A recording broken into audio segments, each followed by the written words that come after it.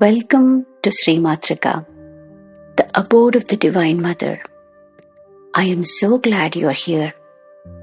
Think of this as your companion on a journey into the heart of our Divine Mother, Lalita Mahatripura Sundari.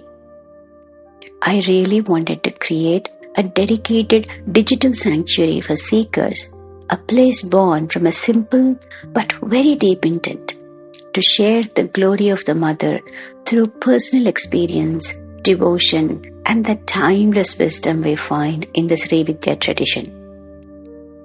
Now, a little bit about me, your fellow seeker. I don't come to you as an expert or a teacher, but as a practitioner. My life has been shaped by the living presence of Mother. For years, my path has been rooted in the sacred rhythms of SriVidya, the path of mantra, devotion, and honestly, just learning how to listen to the silence that sits between the sounds. In this space, we won't just talk about the goddess as a concept. We are going to experience her as the very breath of our lives. Everything you hear on this channel is an offering at the feet of Lalita Mahatripura Sundari. Her grace flows through every thought and every word I share. My heart is anchored in her compassion, and my strength that's drawn from the family that supports me on this journey. The insights I share are not teachings. They are just reflections from my own walk of surrender. By her grace, I have found few words for things I have encountered along the way, and I offer them to you as a companion. Let's explore her radiance together through the wisdom of nature and the quiet fire of our own hearts. Every journey begins with a single truth, and for me, that truth was planted by my first guru, Hanuman. In the quiet corners of my early practice, he was the silent guardian of my soul. He didn't teach through complex scripts or difficult rituals. He taught through the sheer power of his presence. And the lesson was very simple, but it was very profound. Humility and devotion. This is the only path. Think about Hanuman. He could move mountains. He could leap across oceans. Yet, he chose to remain a humble devotee. He taught me that regardless of what we achieve in the physical world, like our titles, our knowledge, our strengths, we have to stay small in the face of the infinite. That humility was the soil where my spiritual seeds were planted. It taught me that to truly see the Mother or the divine truth, you have to first learn to look upward from a place of total surrender. For a long time, I've lived the life of a professional, managing beautiful complexities of a family, a homemaker, and navigating all the responsibilities of modern life. Every possible hat that you can imagine. I was moving, but I wasn't necessarily ascending. Then came the turning point, a moment of grace disguised as a dream. In that sacred space of sleep, Saint Sri Raghavendra Swami appeared. And he didn't offer any blessing. He just looked and peeked into my soul and asked a very profound and a sharp question. What are you doing? And that question pierced through my identity. It was not asking me about my job or my chores or my role as a mother or wife. It was asking about my soul's purpose. It was the shaking of the tree I desperately needed.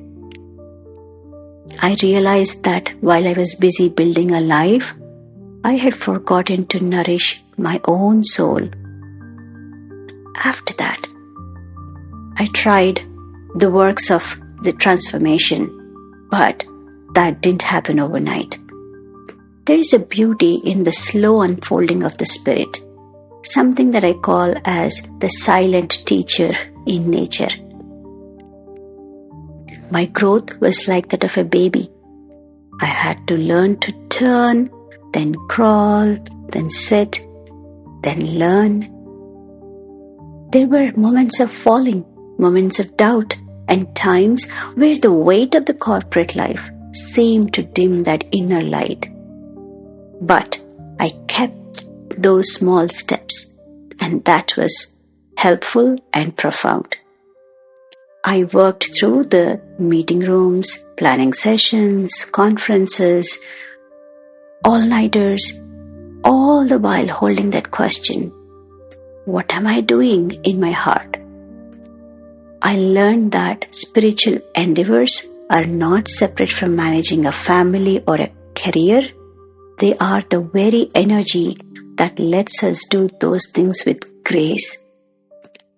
I began to see my daily life as a laboratory for my sadhana. Was it easy? Absolutely not. Is it possible? Absolutely yes. As my steps became more confident, the path changed. Slowly, with the timing that was purely divine, Sri Vidya Gurus, Dhyana Yoga Gurus, Kriya Yoga Gurus entered my life. They did not replace the lessons of Hanuman or Raghavendra Swami, but they built upon them. They introduced me to the sacred rhythms of mantra and that deep soul searching of the tradition. They showed me that Lalita Mahatripura Sundari is a reality to be experienced in the vibration of our breath. They cleared the way, removing the debris of old habits and fears, allowing me to finally walk towards the center of the Sri Chakra, the home of the Mother. Today, I stand as your fellow seeker and companion, eternally grateful for every guru who crossed my path and my family who helped me in this journey. Those in dreams, in ancient texts, and in the form of living masters. Each one held a lantern so I would not stumble in the dark. I'm still a seeker, still a student, but I am no longer wandering.